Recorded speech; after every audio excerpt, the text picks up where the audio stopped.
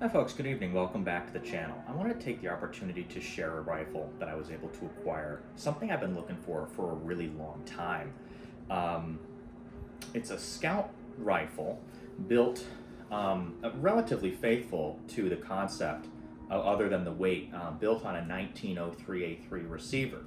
Some people might be like, why would you want, some kind of sporterized milcert? But this is something really special that fits a kind of a niche that I've been interested in for a long time. Several years ago, I kind of got interested in this whole scout rifle concept thing. I know it's, kind of a trend that's coming back. It's sort of, some people might say, an outdated concept going back to the 70s and the 80s when Colonel Jeff Cooper originally started writing about these and coming up with the idea of this sort of lightweight, usually a bolt action rifle that was designed to fill sort of a general purpose role.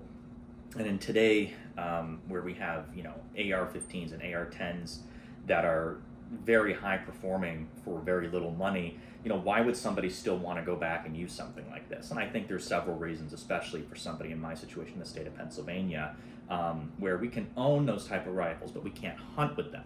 So myself and many others who live in jurisdictions where there's at least some kind of restriction on either the ownership or use of that style rifle, the old-fashioned kind of scout rifle still has some appeal. And even within sort of the precision rifle community, people are still gravitating and using bolt-action rifles for all sorts of things. So it's not exactly a dead thing, right? These still have some use to them. And there just does seem to be, I guess, maybe some nostalgia going around the scout rifle, but people are coming back into use with these. And I've been looking for a rifle in this kind of configuration for several years now and finally found one. I got interested in the scout rifle really when Sig came out with the Cross rifle. It kind of got me thinking that, if I could build a rifle from the ground up, it would look a lot like the Sig Cross. And when they came out, it was very expensive, and it still is a very expensive rifle. I kind of hemmed and hawed about it for a long time, and eventually by the time I had finished doing my research, I managed to save up enough money and actually purchase one. And I don't really regret that purchase, but I went back and forth between the Cross and the Ruger's Scout rifle for quite some time, and I eventually settled on the Cross, mostly because of the folding, the ability to fold the stock. I felt that would really have some utility out in the deer woods, being able to climb up and down tree stands and on and off four-wheelers with that in a really compact package. And it's absolutely sort of done that, very especially well. That folding stock has come in a lot of handy. So I don't really regret that purchase. I used the Cross to be my primary hunting rifle for several years since I bought it, but I've always still preferred sort of the traditional profile of a regular rifle without a pistol grip, just a regular stock. I like the maneuverability. I just like how they shoulder a little bit better than some of the more modern designs, that kind of take cues from the AR platform like the Cross does with the pistol grip. They're great if you're trying to mount them on a tripod, but there's just something about this that's nice and maneuverable and sleek. When you're trying to get through sort of a brushy, up in the mountain situation, kind of like we have around here. A lot of scrubby mountains in Pennsylvania, very rocky. And having a gun like the Cross, where there's all these kind of holes in the stock, it can get caught and snagged on things. Whereas a rifle like this, can't have that. And one of the reasons that I didn't go with the Ruger Scout was, if I was going to have a rifle, right, a regular bolt-action rifle with a forward-mounted scope, I wanted to be able to use stripper clips, okay? And I said, if I can't do that, it just makes sense to get the Cross, where the magazine's already fit blind. It's just a better sort of flush designed and sleeker looking rifle. That was what I wanted to go with. And that's why I ended up settling ultimately on the Cross versus Ruger's version of the Scout rifle. But I always said, if I found something like that, where I still got that same feel of a traditional rifle, sort of that satisfaction that comes with using a classic Mauser action that takes stripper clips, I would get it. And I finally found it with this 1903. It's chambered in 30-06 still, but it's had all of the upgrades to make it into a fully functional scout rifle that you could want. It's got a light and bolt handle. The mount is solid on here. It's a professionally done job, right? It's not a hack a hack sporterization of a milsurp like you might expect it to find. It works. It's exactly what I was looking for, really. I wanted it to be in either 308 or 30-06 for ease of being able to find ammo and making use of the big stash that I have. And very importantly, it takes stripper clips, and that just really increases the utility of the rifle to me. It makes it very easy to use in the field. These are not, hard to carry around the woods. They're a lot less bulky than the full AICS magazine that the Cross takes, and I have hundreds of them, so I don't have to worry about losing it or running out. And if you are in a situation where your rifle is separated from the rest of your gear, you don't have to worry about losing the magazine. It's still there. You just you can keep on trucking. So as far as a utility rifle goes, I think that's a huge asset, and I think this is really the scout rifle sort of as envisioned by Colonel Cooper. It won't meet the weight requirement. There's no way that's going to happen. This is just over 8 pounds, but so is the Cross, all said and done.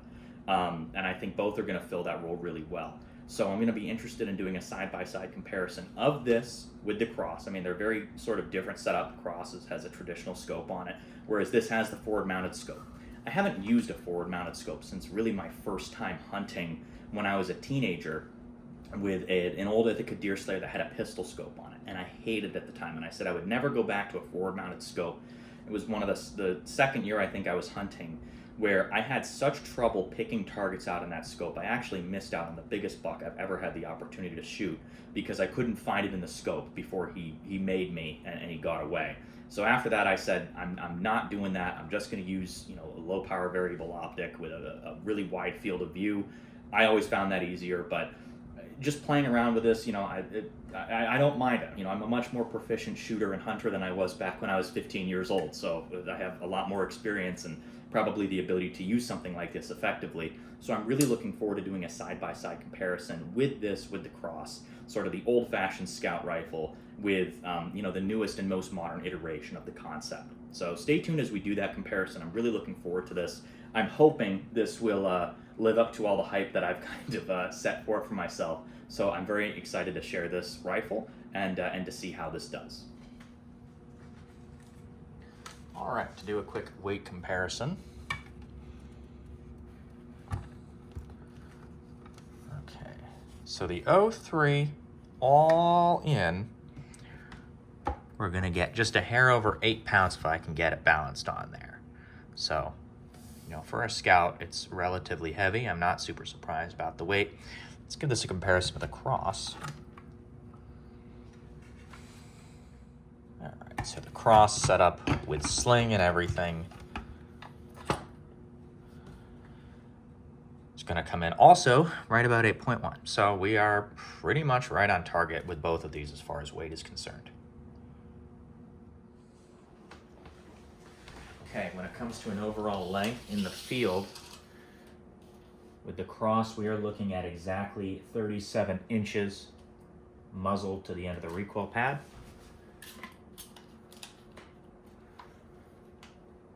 And we're looking at 38 and a half on the 1903. So slightly longer. We want to measure it at its tallest point. We're looking at just about 9 inches due to that with the pistol grip. And over here at its widest point, tallest point I guess, just over 4. Okay, so you have a much sleeker profile with the Remington if you're talking about a woods gun, which can be very helpful. Of course the Sig is made for being able to mount it on a tripod and things like that. And some people like the ergonomics of the pistol grip, whereas others, increasingly like myself, just like a traditionally profiled rifle like this Remington, or I'm sorry, the 1903 is going to be able to offer. One of the big advantages, however, that I want to point out about the Cross is just how easy it is to carry slung across your body like this. I have found this to be an absolute game changer for hunting, especially in the brush. It's so much easier to just carry the rifle across your body like this, especially when you have a lot of open space here on the stock that could get snagged and stuff. This protects the rifle from getting caught and makes it very comfortable and easy to carry. And most importantly, if you do have the opportunity for a shot, okay, if you're in a stalking situation or if you jump a deer as you're going through some brush, it is so easy to just bring the rifle up and get on target.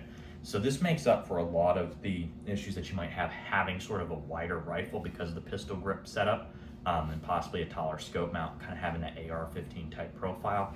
But you just bring the rifle up and boom, you are on target. There's no fumbling or anything like that. And unless you move the swivels on sort of that more traditional scout rifle to be able to accommodate this across your chest style of carrying it, it's going to take some work. And at least the stock that I have right now on the other rifle is not set up to do that like this is. So I could potentially move the sling swivels to make it more like the Cross, but at least as built, this I think is a huge advantage.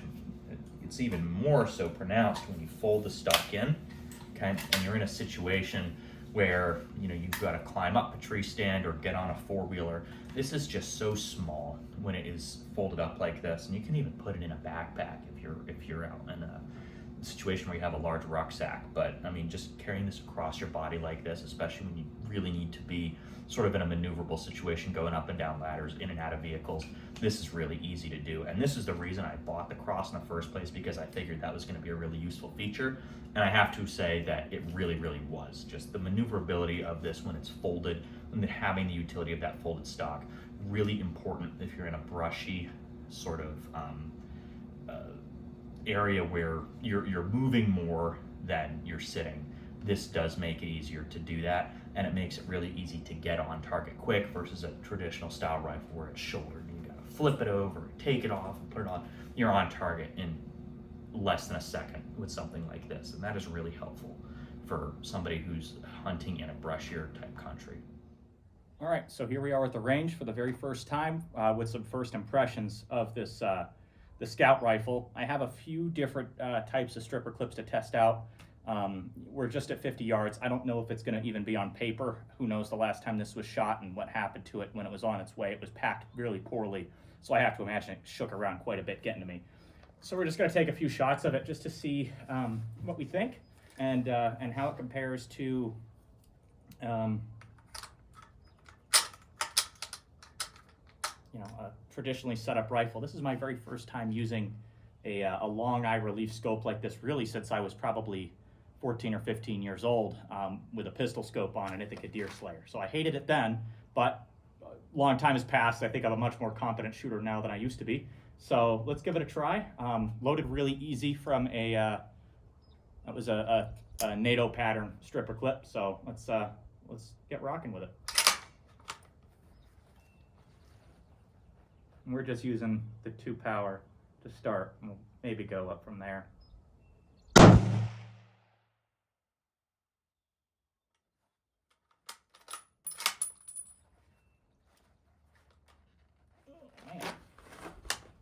Didn't like that one too much. That's probably my poor sizing, honestly, more than the rifle. This is just kind of some throw together ammo that I found. I have no idea even what the loading is. Looks like we are on paper.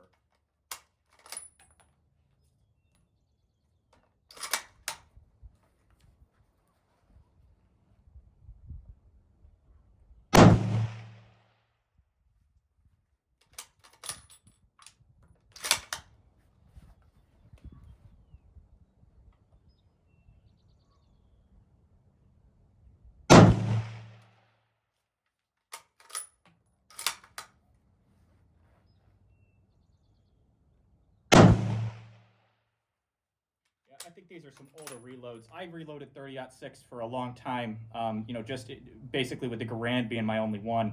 I've switched to using a deep base die that does a better job at full length sizing all the way down to the rim, and my reloads have gotten a lot better since then.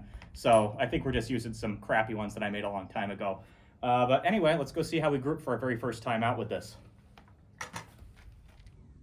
Well, there you go at 50 yards. I mean, it's pretty much right on. We just got to adjust the windage a little bit. But yeah, that's all 1, 2, 3, 4, 5 right in there. And that was just me shooting 2 power. So that's a pretty impressive start with this. We'll make a few adjustments to try and bring it in about 1.5 inches left and see what we could do from there. But yeah, good start. I'm loving it. There we go. All right, we got to bring it in just a little bit more, but I don't think that's going to be a problem. Yeah, either way, I mean, I'm pretty happy with how we're doing here so far. So I think we'll do one more quick adjustment and we'll see what we do after that. All right, made a little adjustment to the scope there. So let's get another one. What kind of clip do we got here? This looks like an old 7mm Mauser clip. Let's see how that works. Smooth as butter. Bolt doesn't quite knock it out, but that's not really a big deal. We're still just going to keep on the 2X for now. Let's see what we can do.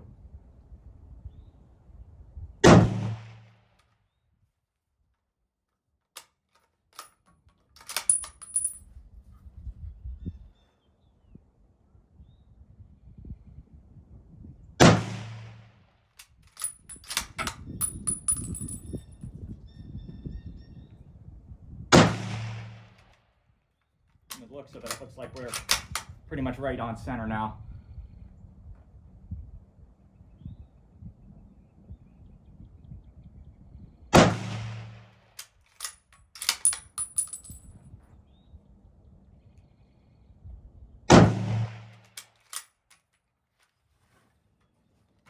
All right, good stuff.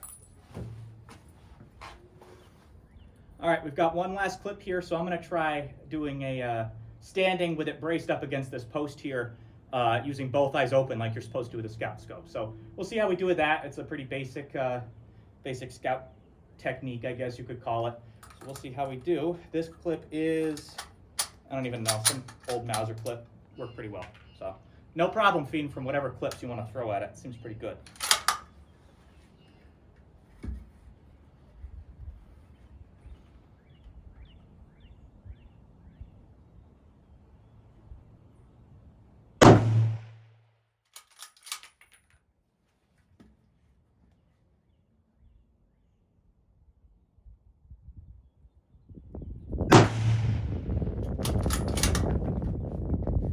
This seems to be better ammo. I think this is one of my recent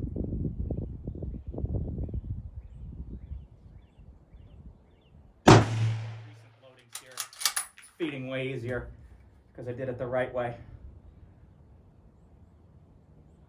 Burn up that blasting ammo somehow, right?